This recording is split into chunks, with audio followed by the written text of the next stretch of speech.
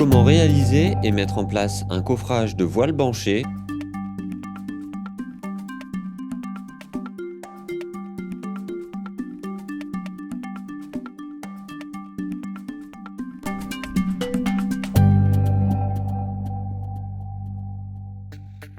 En plus de la boîte à outils traditionnelle, il nous faut une banche métallique ou bois, des talonnettes plastiques, 2 arrêts de banche, un mannequin, des aimants, des cônes, une clé de 36, une barre à mine, une aiguille vibrante, de l'huile de décoffrage. Côté matériaux, on vérifie que tout est bien sur le chantier. Le classique sac Protect, les granulats, l'eau, les treillis soudés, les fers HA, les armatures métalliques, les boîtes d'attente, les écarteurs. Pour des chantiers de grande ampleur, vous pouvez commander la livraison d'un camion de béton prêt à l'emploi. Pour votre sécurité, n'oubliez pas les gants, le casque, les lunettes, les protections auditives et les chaussures de sécurité. La manipulation de banches vous amène à travailler en hauteur. Vérifiez systématiquement la présence des garde-corps et accessoires de sécurité. Pour préparer votre mortier ou votre béton, référez-vous au DTU 23.1 ou autre DTU spécifique à chaque application. Il y figure les dosages préconisés pour la fabrication sur chantier. Vérifiez les préconisations inscrites sur l'emballage de vos sacs de ciment. Vous y trouverez les dosages requis en fonction du type d'utilisation.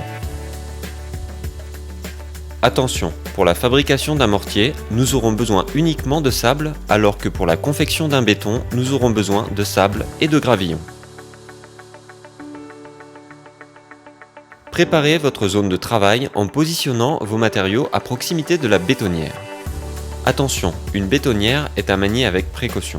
Il est interdit pendant son fonctionnement d'y insérer des outils ou vos bras.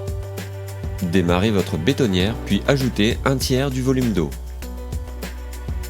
Complétez avec la moitié du volume de granulat, le ciment, puis le deuxième tiers du volume d'eau. Laissez mélanger quelques instants. Ajoutez la deuxième moitié de granulat, puis au besoin vos adjuvants. Complétez avec le reste d'eau par petites quantités jusqu'à l'obtention de la plasticité désirée. Attention à bien laisser le temps au béton ou au mortier de se mélanger. À présent, vous pouvez l'utiliser.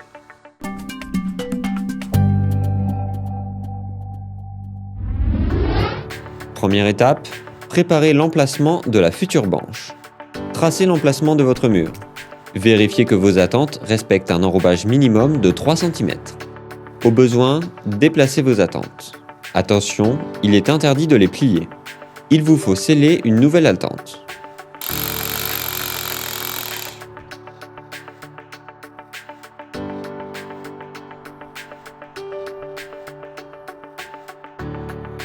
Repérez l'emplacement de vos banches et de vos ouvertures.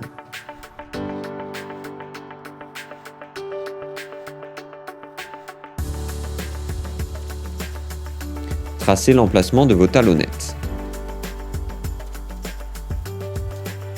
Fixez-les suivant le tracé. Attention, pour garantir votre sécurité, ne glissez pas vos mains entre les aciers.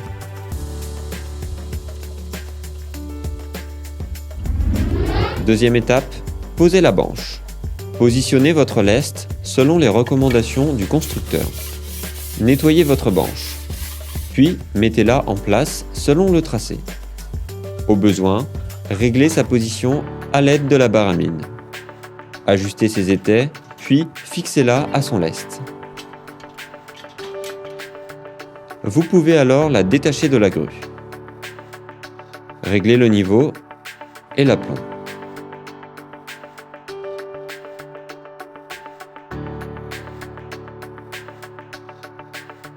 Si nécessaire, complétez votre pot par d'autres banches que vous assemblerez en suivant les mêmes étapes.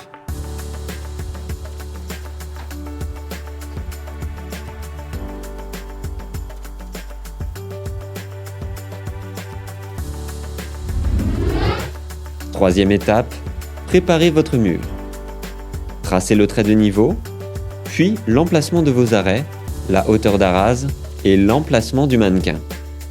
Placez les arrêts extérieurs en bois avec aimant.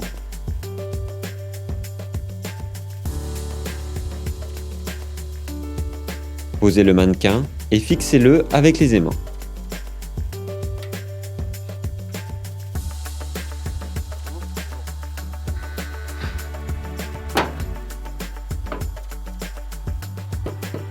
Contrôlez son niveau et son aplomb.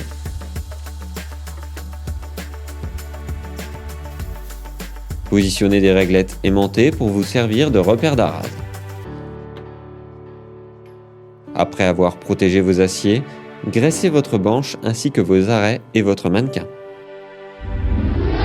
Quatrième étape, ferraillez votre mur. Le ferraillage devra suivre le plan de structure de votre ouvrage. Disposez les armatures en pensant aux cales d'enrobage et au recouvrement. Placez une première nappe de treillis soudée.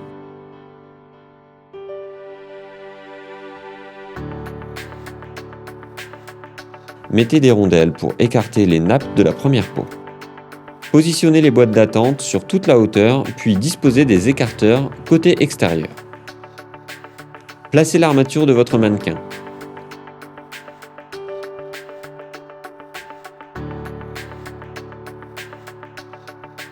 Placez des cales à béton pour un bon enrobage.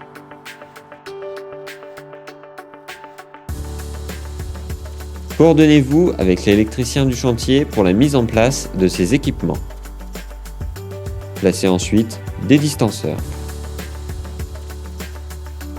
Positionnez votre deuxième nappe de treillis soudée. Fixez enfin des rondelles pour assurer un bon enrobage. Insérez les tiges et les cônes côté fin vers la première banche. Si besoin, utilisez une cisaille pour dégager le passage des tiges. N'oubliez pas de nettoyer votre sol avant de refermer votre banche.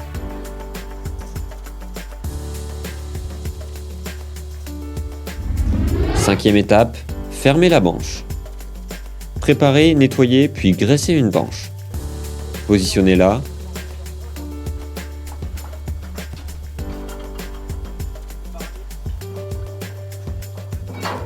Faites traverser les tiges puis verrouillez-les.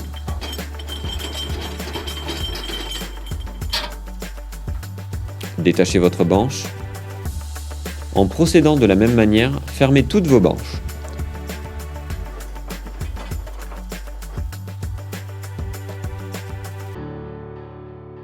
Positionnez et ajustez vos cônes et tiges hautes. Resserrez l'ensemble des tiges afin de bien ajuster l'écartement de vos banches. Mettez en place les renforts d'about. Vous pouvez maintenant contrôler votre aplomb ainsi que votre alignement.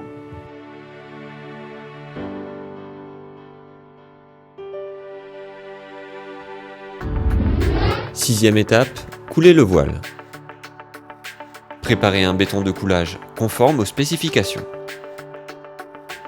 Pour une fabrication sur chantier, nous vous conseillons l'utilisation du ciment Sensium qui vous apportera de beaux parements, un excellent enrobage et parce que c'est un ciment sans poussière. Pour un sac de 35 kg, nous vous conseillons d'utiliser 4 seaux de sable, 7 seaux de gravillon et 17 litres d'eau. Nous vous recommandons également l'utilisation du Big Bag afin de mieux maîtriser la propreté de vos chantiers ainsi que la consommation de granulats.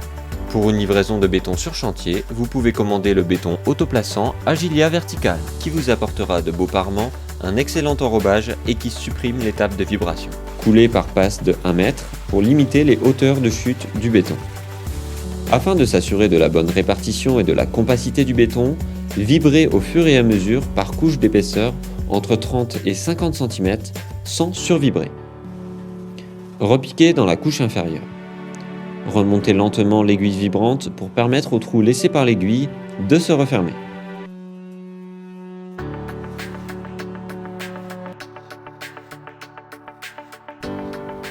Poursuivez ainsi jusqu'à la hauteur d'arase.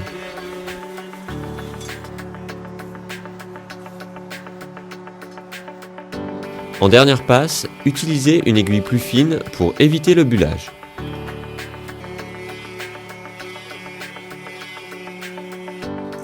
Positionnez les attentes suivant le plan directement dans le béton frais.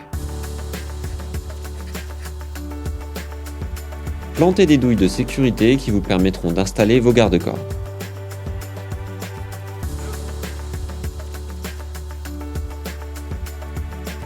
Vérifiez à présent une dernière fois l'aplomb et l'alignement. 7e étape, décoffrez le voile. Le lendemain, vous allez maintenant pouvoir réaliser le décoffrage. Commencez par vérifier la bonne prise du béton. Retirez les fixations.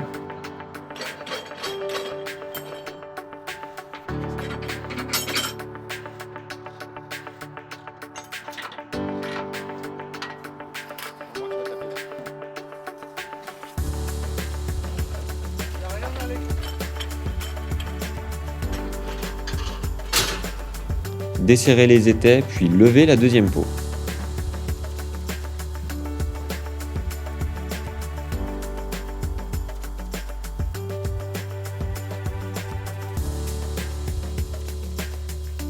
Nettoyez la banche, puis reposez-la sur lest pour la rotation. Enlevez les arrêts.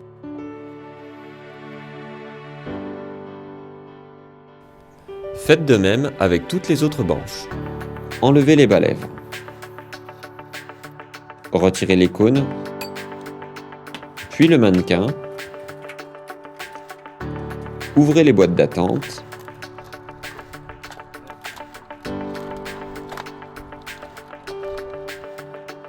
Contrôlez le niveau et l'aplomb de votre ouverture et de votre mur. Et voilà, à présent, c'est à vous de jouer.